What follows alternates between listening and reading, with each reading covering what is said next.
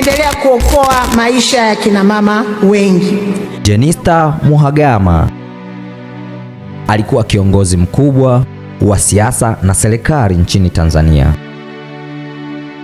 Jenista Mhagama alikuwa ni mwanasiasa maarufu Tanzania. Alikuwa mbunge wa Peramiho, pia alikuwa waziri katika serikali ya Tanzania.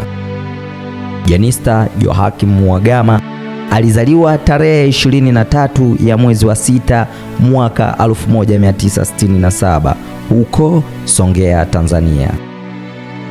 Alifanya kazi nyingi za kisiasa na serikali akiwa kama mwanachama katika Chama cha Mapinduzi. Alikuwa mbunge wa jimbo la Peramiho tangu mwaka 2005 hadi mauti alipomkuta mwaka 2025. Jenista Mhagama aliwahi kushika nyadhifa kadhaa muhimu serikalini. Alishawahi kuwa waziri wa afya wa Tanzania.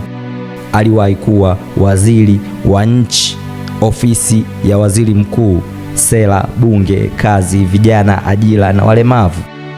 Waziri wa nchi, ofisi ya rais, yani good governance and public service.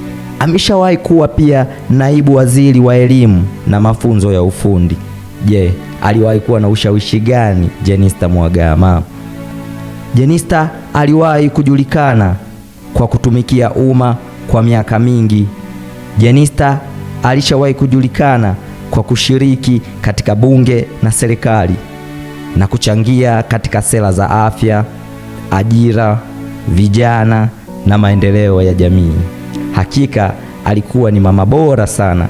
Jenista Mhagama alifariki tarehe 11 Disemba mwaka 2025 mjini Dodoma akiwa na umri wa miaka 58 tu, jambo lililotia huzuni taifa.